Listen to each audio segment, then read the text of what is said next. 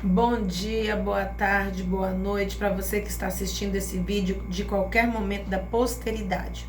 Hoje eu vou falar com vocês no capítulo 10 de Daniel, onde o tema principal que eu vou abordar é o jejum de Daniel e como que ele aconteceu.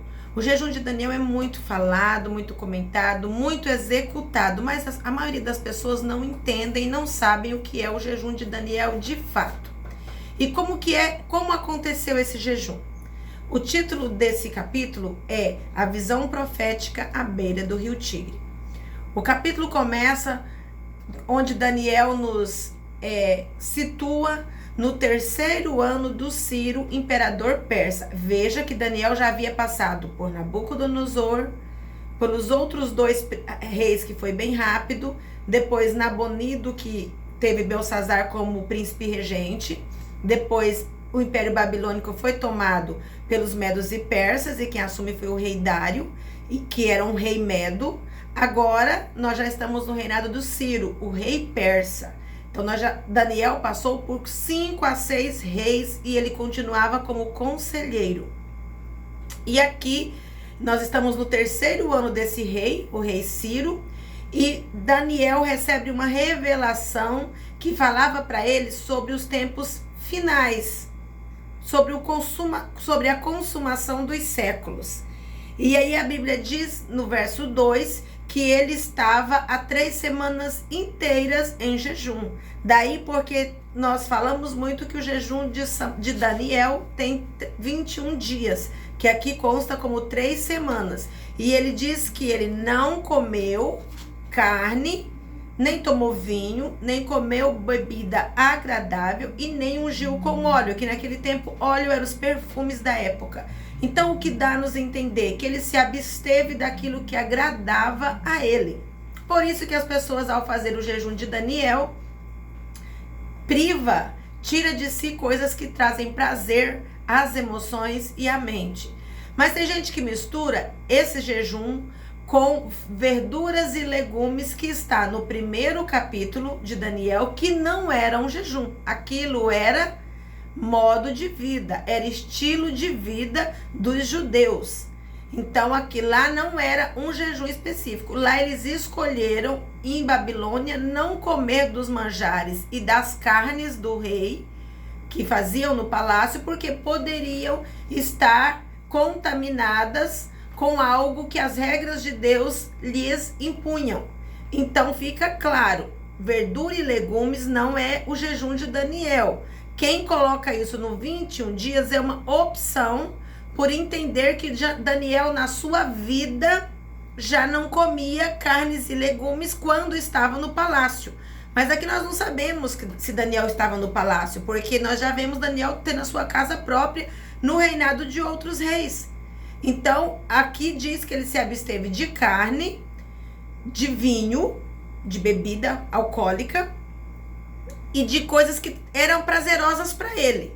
E de passar perfume, que é um dos jejuns que eu fiquei por mais ou menos 4 anos. Por quê? Porque esse ato de passar perfume tocava o meu eu, a minha soberba. E só eu sabia o que isso trazia para mim. Então, eu me abstive disso por um tempo. Isso não quer dizer que o jejum tem que ser para todos dessa forma, né? Cada um vai tirar aquilo que lhe agrada. Por isso, nós vemos pessoas agindo dessa forma, quando tira Coca-Cola, quando tira a internet. É o que lhe agrada, que Daniel tirou. Prosseguindo. E ele observa no versículo 4, no dia 24 do primeiro mês, eu me encontrava em pé junto à margem de um grande e rápido rio Tigre. Observa, no 24 do primeiro mês. Se ele tinha jejuado 21 dias, o que eu entendi? Que ele passou de um ano para o outro preocupado com essas revelações, e ele entrou em jejum logo no início do ano. Começou o ano e ele falou, não, eu vou jejuar, eu preciso viver algo novo nesse ano. Isso é eu aqui conjecturando. E aí, quando chegou no dia 24, que para nós seria o janeiro, para ele é o mês dos judeus, ele estava na beira do rio Tigre e ele teve uma visão de alguém que veio, um ser espiritual, trazer essa revelação para ele.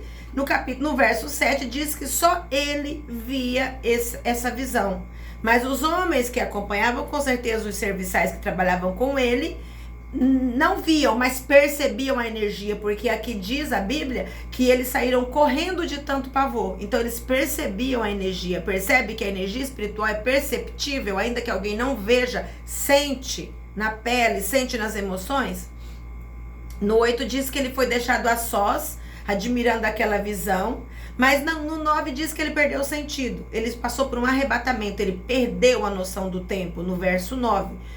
Tanto que era espiritual e poderosa aquela visão.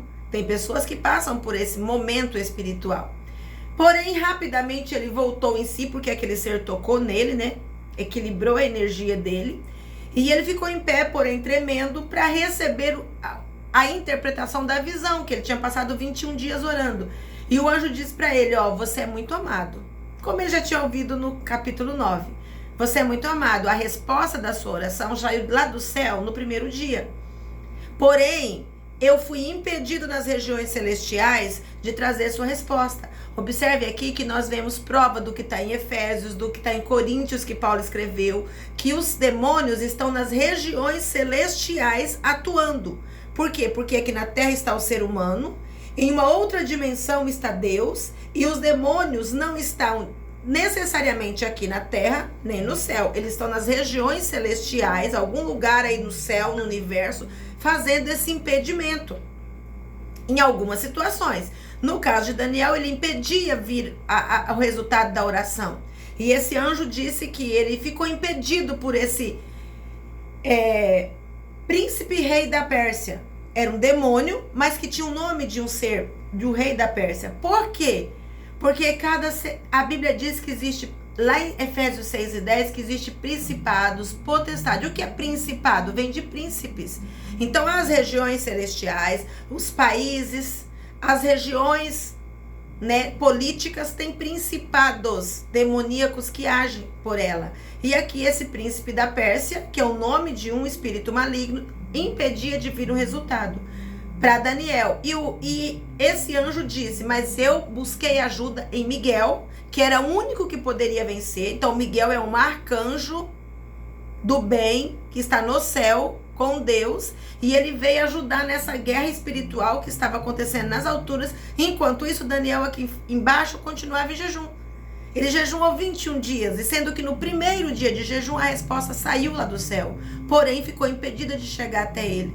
Para que eu e você entenda que às vezes precisamos persistir, precisamos insistir em uma resposta, porque às vezes as respostas estão impedidas. E Deus está promovendo mudanças no mundo espiritual e em mim e você, para que essa resposta chegue até nós.